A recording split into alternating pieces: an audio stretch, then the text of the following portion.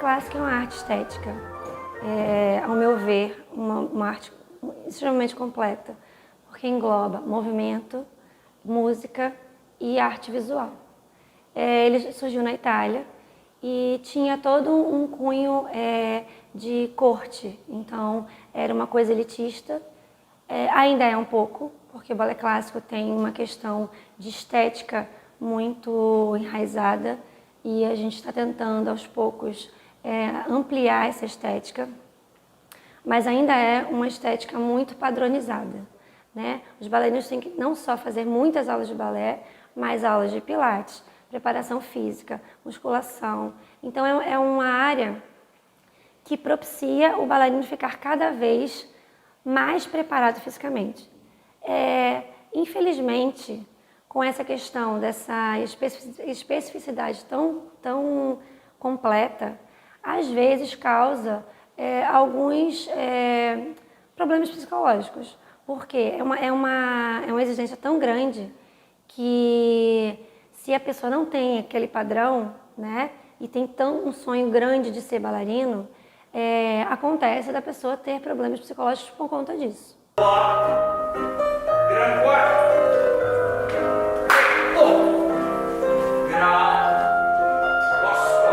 Que cada aluno tem um corpo físico diferente, cada um tem uma realidade, né?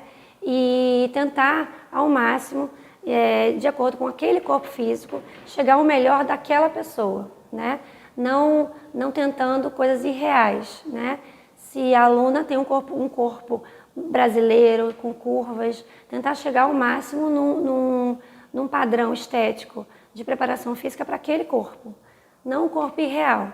Mas, infelizmente, a maioria das escolas, a maioria dos centros de preparação, né, para isso, visam uma estética muito padronizada e, às vezes, irreal para aquela pessoa. Então, isso a gente tenta ao máximo falar, você tem esse corpo, você vai ter o melhor do seu corpo, né? E, hoje em dia, tem várias companhias que elas recebem vários tipos diferentes de bailarinas. Então, a gente tenta indicar para aquela bailarina aquele perfil que é o dela, não um perfil irreal, né? Então, cada uma vai ter um direcionamento de carreira diferenciado.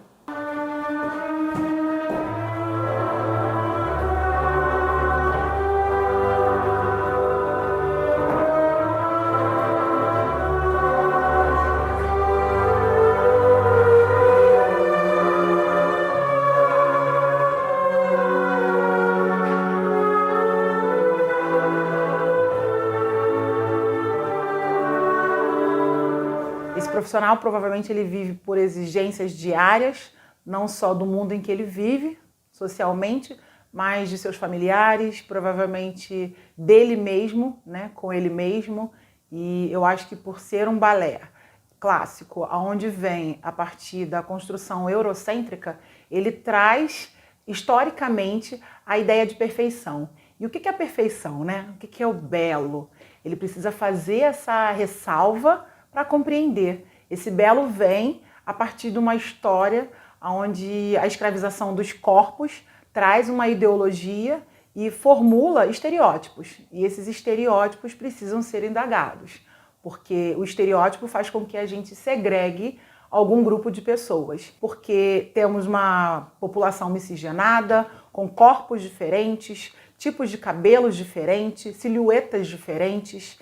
Então, de acordo com a região, existem pessoas com corpos mais avantajados, tanto homens como mulheres. Então, a gente precisa fazer essa leitura do que é essa magreza, até que ponto essa magreza é saudável. E é saudável psicologicamente, porque a magreza, né, é algo de biotipo.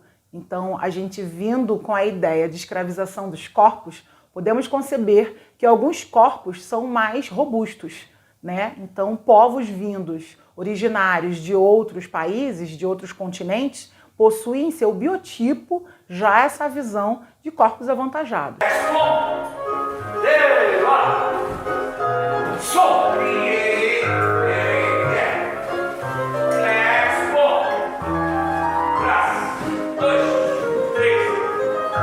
O maior desafio de uma consulta com os bailarinos é fazer o bailarino entender que a alimentação é um aliado dele, não um inimigo, né? Ele tem medo de se alimentar muitas das vezes, ou ele fica sem saber o que fazer na alimentação, mas ele não chega com o objetivo de melhorar a alimentação, ele chega com o objetivo de perder peso.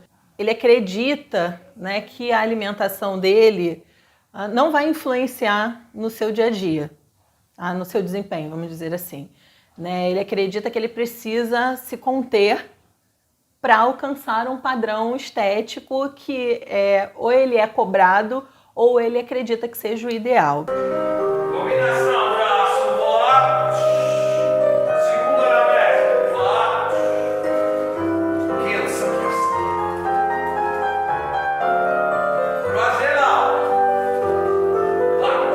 Uma menina, ela entra no balé, ela já, desde que fosse pequena, tem menina que entra com 2, 3 anos de idade, outras mais velhas, mas sempre tem essa ideia de você parecer fina. Fina não questão de elegante, mas questão de fina, de ter os membros finos do corpo. Como a minha professora falava, seca, você tem que ser seca, você não pode ter curvas, você não pode ter ondas. Então a gente cresce ouvindo essas coisas. Eu vejo 2 pontos também, porque assim, a gente não pode abrir mão do nosso físico no sentido de cuidado mesmo. Porque a gente trabalha com o nosso corpo. Lembrando também que a gente usa sapatilha de ponta, então tem que pensar que é o peso do nosso corpo inteiro na ponta do nosso dedo. A gente trabalha com os meninos que levantam a gente, então assim, a gente tem que ter esse cuidado com o nosso corpo. Mas a maneira que eles exigem essa magreza, pra mim não é exigência da magreza, eles estão exigindo que a gente mude o nosso biotipo. E isso não é impossível, não tem como eu mudar o meu biotipo. Nas minhas épocas mais magras, eu continuo com coxa, eu continuo com bunda, e a gente continua escutando que tinha que estar mais magra. Que já me ensinaram tanto a odiar meu corpo, e assim, odiar, essa é a palavra, que eu já tô num nível que agora que eu tô começando a tirar isso da minha cabeça, mas que eu não consigo mais fazer aula sem blusa. Eu preciso me esconder. Porque na minha cabeça, quando eu me vejo no espelho, sem a blusa, enfim, nada me escondendo, eu só vou olhar para o meu corpo. Eu esqueço que eu tenho que dançar, eu esqueço da minha técnica, eu esqueço de tudo. E, na verdade, era a última coisa que eu tinha que estar prestando atenção é como está o meu físico. Por exemplo, lá no lugar que eu estudava, a gente tinha pesagem toda terça-feira, toda semana. E era uma questão, assim, parecia pesagem de boi, sabe?